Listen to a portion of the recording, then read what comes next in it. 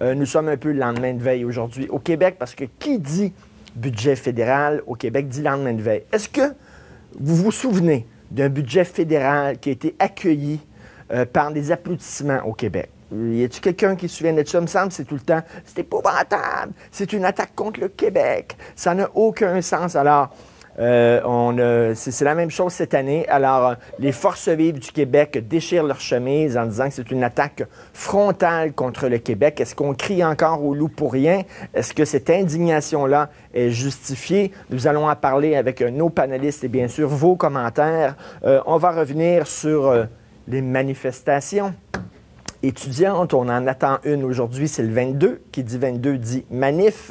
On va avoir Michel Jean de JE parce que à JE, on a enfin avec une caméra, une petite équipe, infiltré, on pourrait dire, les manifestations. C'est-à-dire, on va montrer le travail des policiers lors des dernières manifs, le travail des policiers qui a changé. Je ne sais pas si vous l'avez vu, mais on attend moins pour faire des arrestations. On procède très rapidement pour casser la manif dès le début. On va en discuter avec Michel Jean. On va vous montrer des extraits de ce reportage-là. Et on va parler des tables de multiplication de nouvelles réformes qu'on veut peut-être proposer. Quand j'étais jeune, moi, 3 x 6, 18, 5 x 7, 35, je prenais ça, c'était quoi, deuxième, troisième année, 7, 8 ans. Ça a l'air que c'est trop difficile maintenant pour les jeunes. On va peut-être repousser ça en 5e année à 10 ans. OK. Assez spécial. Nous allons maintenant vous présenter nos panélistes. Alors, Mathieu Boccoté, sociologue et chroniqueur au Journal de Montréal. Bonjour. Bonjour. Dominique Moret, animateur à Radio X, chroniqueur au Journal de Québec. Je ne sais pas, mon petit doigt me dit que vous allez croiser le fer sur le budget conservateur. Je ne sais pas pourquoi. Et bientôt, Isabelle Maréchal va se joindre à nous, animatrice au 98.5 FM, chroniqueuse au Journal de Montréal. Alors, je laisse, première salve à Mathieu Boccoté. Alors, on entend, il y a même la CAQ qui veut peut-être s'allier avec le PQ pour dénoncer certaines dispositions du nouveau budget Flaherty. Mathieu, est-ce qu'on crie au loup encore une fois de plus? Non, je crois que c'est... il y a au-delà de la gauche et de la droite, ces nouvelles catégories qui sont si prisées par les commentateurs et les militants, il y a quelque chose qui s'appelle les intérêts nationaux, les intérêts collectifs. Et les intérêts nationaux, normalement, c'est supposé transcender nos divisions parce que comme peuple, comme nation, comme Québec dans le cas présent, nous avons des intérêts partagés. Et c'est un budget qui, sans surprise, parce que c'est un budget canadien, non pas un budget québécois, eh bien, cherche à développer, par exemple, mise sur l'Ouest, mise sur l'Ontario, et néglige, encore une fois, la spécificité québécoise. On parle surtout, évidemment, des fonds de travailleurs et ainsi de suite. Ce ne sont pas des fonds syndicaux, comme plusieurs disent. Ce sont des fonds qui jouent un rôle central dans ce qu'on pourrait appeler le nationalisme économique québécois, la capacité qu'a le Québec à avoir son propre système, appelons ça, ses propres moyens de développement économique, surtout pour les PME, surtout en région. Donc, c'est un budget qui, consciemment ou inconsciemment, ça reste à voir, torpille l'économie québécoise, torpille le nationalisme économique québécois. Et ça, c'est pour ça que ça rejoint des gens comme François Legault, mais comme Raymond Bachand et comme les chefs du Parti québécois. Vous remarquez que tous ces gens-là ne sont pas d'accord sur grand-chose, mais sont d'accord ici sur l'essentiel, c'est l'intérêt national. Dominique Moret, qu'est-ce que tu en penses? Est-ce que c'est une attaque frontale contre les valeurs du Québec? Je pense qu'on est en présence ici d'un excès de langage. Le budget est loin d'être parfait, soit dit en passant. Il y a d'autres choses dans le budget qui sont vraiment loin de faire mon affaire. Entre autres, donner plus d'argent au gouverneur général. Je trouve ça assez ordinaire, merci. Mais revenons au fond de la question. On est en présence ici d'un fonds qui est le Fonds de solidarité. Le fonds de la CSN est plus petit, 9 milliards de capitalisation. On n'est pas rendu au fond du début de son existence où c'était davantage du capital de risque ou d'aider les petites entreprises. On a affaire ici à un fonds qui est important, qui investit beaucoup à l'étranger et dans des grosses compagnies. Le fait de dire que l'économie du Québec est en péril, que ça ébranle l'économie du Québec, à mon avis, c'est largement exagéré. Il y a des fonds qui existent actuellement qui sont beaucoup plus payants pour les investisseurs. Parce qu'au bout du compte, c'est de l'argent que tu mets dans ce fonds-là pour ta retraite à toi, comme petit investisseur. Si tu veux du rendement, tu ne vas pas dans le fonds de solidarité de la FTQ. Et la réaction qu'on voit, on constate que c'était un peu de prendre ça pour acquis, cette contribution-là de tous les contribuables canadiens à ce fonds-là. Une subvention qui venait des poches de tous les Canadiens. Et cette réaction-là, qui est épidermique, bien, Ça me fait penser qu'on percevait ça davantage comme un abonnement, comme un acquis. Et là, le gouvernement l'enlève, il a le droit de le faire, et on réagit de manière exagérée. Isabelle Maréchal, on va parler justement là, des fonds de travailleurs, fonds de la FTQ, fonds de la CSN. On le dit, le 8-9 milliards que ça vaut, le fonds de la FTQ, on est loin de l'époque où c'était un petit fonds qui avait besoin d'aide du gouvernement pour survivre, pour aider les PME. On le sait, le fonds de la FTQ n'investit presque plus dans les PME. Et même avec l'argent qu'il y a, le fonds de la FTQ pourrait bien gérer cet argent-là. Il n'aura pas besoin d'un crédit d'impôt du fédéral pour pouvoir investir dans les entreprises québécoises. C'est plus un petit enfant qu'il faut prendre par la main pour lui faire traverser la rue. Il est capable de marcher tout seul. Michel Arsenault, ce matin, le président du fonds, se justifiait en disant qu'ils ont une obligation d'investir 60 % au moins dans des PME, des entreprises québécoises. Mais quand on va sur le site, moi, j'ai eu l'occasion plusieurs fois de m'intéresser à ce fonds-là. Et sur le site, on ne voit pas la liste des entreprises québécoises du tout, là, pour lequel le fonds serait un généreux investisseur. Ce qu'on sait, toutefois, c'est qu'il y a effectivement beaucoup d'investissements qui se fait à l'extérieur du Québec. On peut toujours se poser la question, puis je suis assez en accord avec Dominique Porret, je pense qu'il faut se poser la question, pourquoi le fonds de la FTQ, le fonds de la CSN ont cette espèce de valeur ajoutée, c'est quand même quelque chose de préférentiel, c'est un droit qu'ils ont par rapport aux autres réels. Exactement. Et c'est certainement un avantage concurrentiel dans le marché. Les autres banques, je pense que le lobby des banques l'ont fait savoir plusieurs fois, mais on peut remettre en question le fait que ces fonds-là sont quand même traités de façon privilégiée par rapport au gouvernement. Il faut rappeler que c'est d'ailleurs sous l'égide du Parti québécois, de mémoire que ça s'est fait. Ce sont des fonds syndicaux aussi. Il y a beaucoup de questions, puis c'est comme des chasses gardées. Il ne faut jamais parler du fonds de la CSN, puis il ne faut jamais parler du fonds de la FTQ de peur de se faire pointer du doigt. Moi, j'ai eu l'occasion de le faire à plusieurs reprises et c'est toujours dangereux de le faire. Donc, il faut faire très attention. J'essaie de le faire cet après-midi en vous parlant. Mais une chose est sûre, c'est qu'il y a là, et beaucoup de gens d'ailleurs du milieu, des économistes, des gens qui sont dans le milieu des fonds vont dire pourquoi ces deux fonds-là ont ce 30 % qui donne de crédit d'impôt. Ça se fait quand même. C'est tout le monde qui paye au Québec. On veut vous entendre justement là-dessus à la maison. On va continuer la conversation avec nos panélistes après la pause.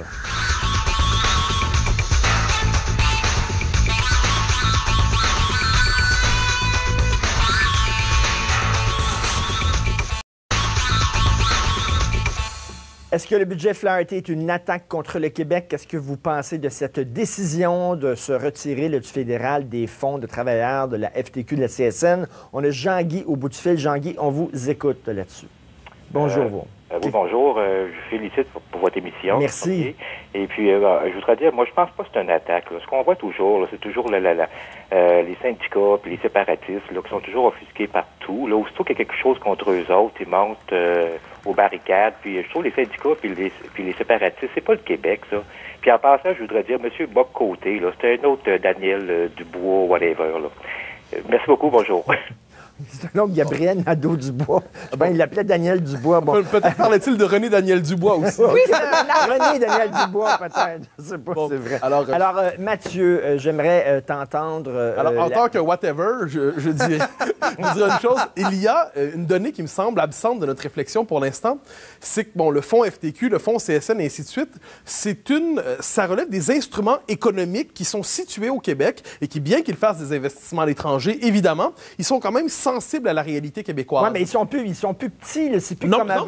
Ils ne font vraiment besoin d'aide encore. Non, la question n'est pas là. Que le Québec dispose d'instruments économiques majeurs pour avoir une emprise minimale sur son économie, sur son développement, c'est pas une si mauvaise chose. Et on a vu ces dernières années, avec le capitalisme mondialisé, on nous disait le capital n'a plus de frontières, les investissements n'ont plus de frontières. Et qu'est-ce qu'on redécouvre ces temps-ci de plus en plus?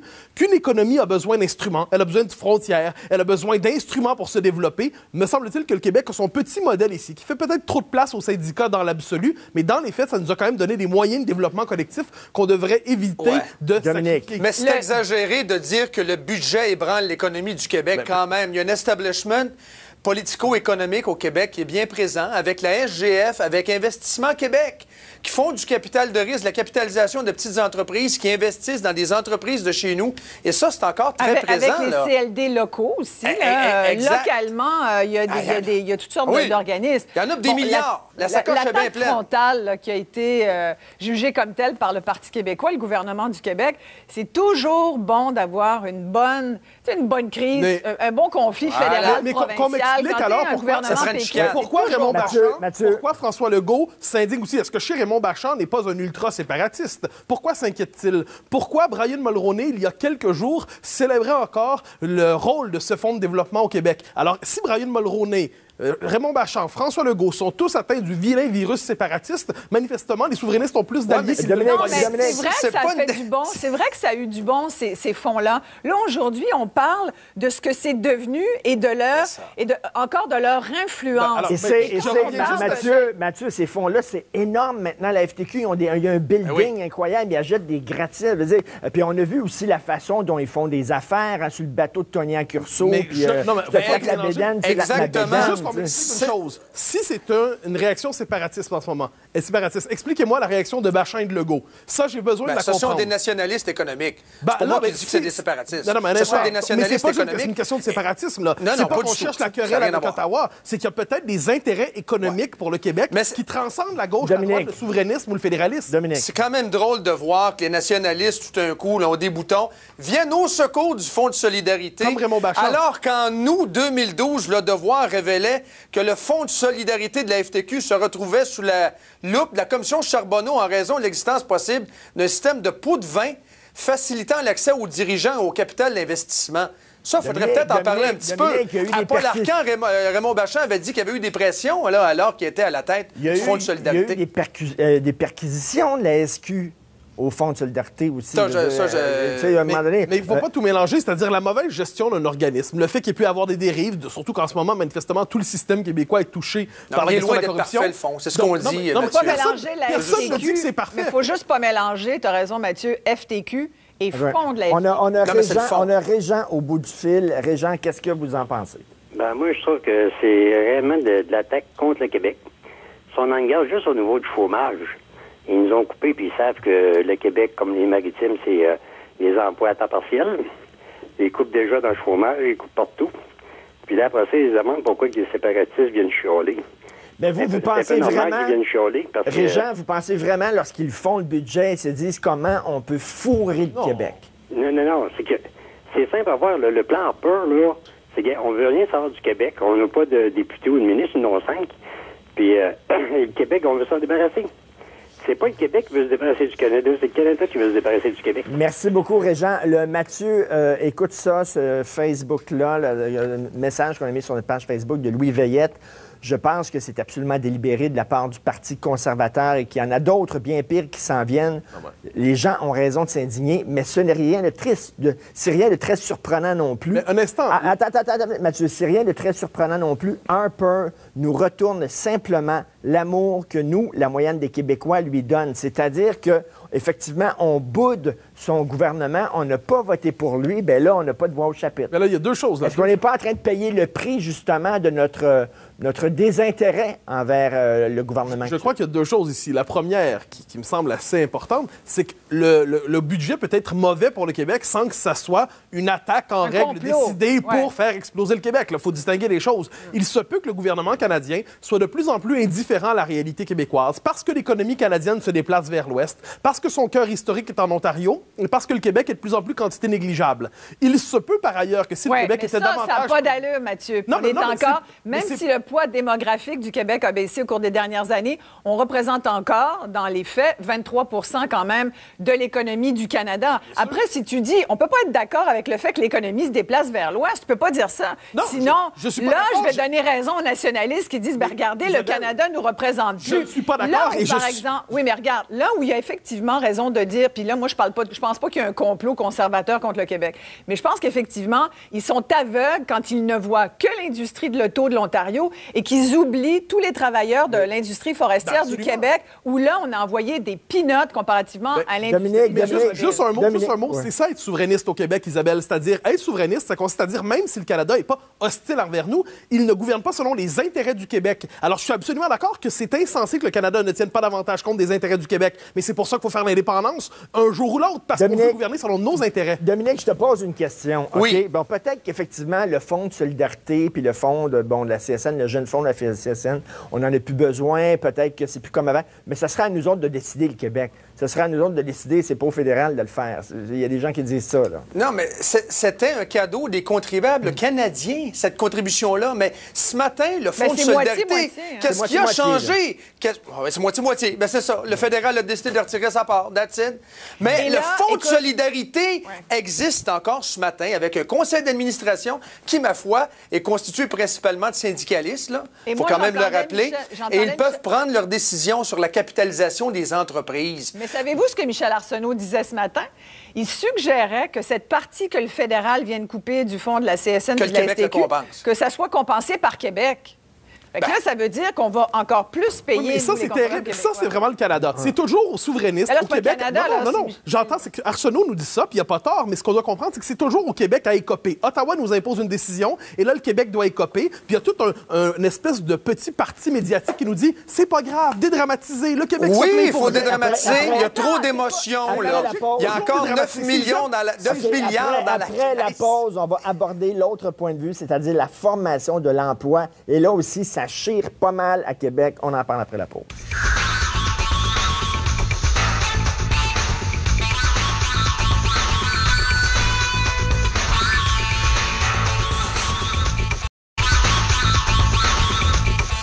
OK, alors Mathieu, il y a aussi tout le côté de la formation d'emploi. Là, on dit que le fédéral, avec ses grosses bottines, nous dit quoi faire. En fait, ce que le fédéral dit, c'est qu'il y a des entreprises au Québec, là, OK, ils ont besoin de travailleurs vraiment bien formés. Ils n'en trouvent pas. Alors nous, on va investir là-dedans, mais on oblige le Québec à faire un meilleur arrimage entre le milieu scolaire et le milieu du travail, histoire de justement pouvoir donner à ces entreprises-là qui ont besoin de main-d'œuvre bien formée, de leur donner les travailleurs dont ils ont besoin. Quel est le problème avec ça? Ça va aider l'économie du Québec. Ben, un instant, Pas de problème. Encore, il faut distinguer deux, trois choses ici. C'est-à-dire, encore une fois, les stratégies pour la main-d'œuvre, l'emploi, le chômage et toutes ces choses-là, ça s'adapte en fonction d'une économie réelle, pas une économie abstraite qui s'appelle l'économie coast-to-coast pan-canadienne.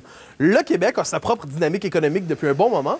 Et là, ce que le fédéral nous dit, c'est finalement, à partir d'une expertise assez limitée qui est la nôtre en ces matières, on va vous expliquer au Québec comment fonctionner, comment faire, comment dépenser votre argent. Puis en plus, on va en dépenser, mais on vous force à en dépenser aussi, même si vous ne l'avez pas. Encore une fois, c'est ça le problème. Ce n'est pas la mauvaise foi ou la méchanceté d'Ottawa. C'est une ignorance relative de nos intérêts. Dominique, je veux dire, même André Pratt, OK, qu'on ne peut pas là, qualifier d'être pro-souverainiste, là, critique ce volet-là du budget Flaherty. Est-ce que c'était pas une provocation? Est-ce qu'il aurait peut-être pu s'en passer, Stephen Harper, de cette affaire-là? Il savait fort bien qu'au Québec, voyons donc nous dire quoi faire avec notre formation de main-d'œuvre. Tu donnes une belle nanane aux séparatistes qui vont gueuler. Moi, comme chômeur potentiel, à un moment donné, ça va peut-être nous arriver, on va être sur le chômage, là. Moi, je serais, excusez-moi l'expression, fourré devant le système actuel. C'est compliqué anti-péché, là. À quel numéro appeler? Faire mon CV, ma formation, c'est un dédale administratif absolument épouvantable. Ce matin, là, sérieusement, là, prenez les livres, il y en a des livres sur la formation. Est-ce qu'il faut que j'appelle la commission scolaire, à telle école, les villes s'en mêlent également, la province, le fédéral, c'est tout mêlé. Mais moi, je pense qu'en Isabelle. plus, c'est de tout la mêlé. poudre aux yeux. C'est Parce tout mêlé. que dans les faits, on dit, le fédéral dit, nous, on va mettre 5 000 à condition que le Québec mette 5 000 puis que les employeurs mettent 5 000 5 000 là, pour une PME, puis au Québec, on parle de petites et moyennes entreprises, C'est mais on beaucoup. pourrait dire des PPPME, c'est-à-dire des petites entreprises, parce qu'il y en a beaucoup qui ont... Et 5 000 c'est énorme, énorme. Et ça, c'est conditionnel à ce que l'employeur, donc l'entreprise, le mette, que Québec le mette. Et là, le fédéral veut le mettre. Mais si les deux autres le mettent pas, ça veut dire qu'il n'en met pas, lui.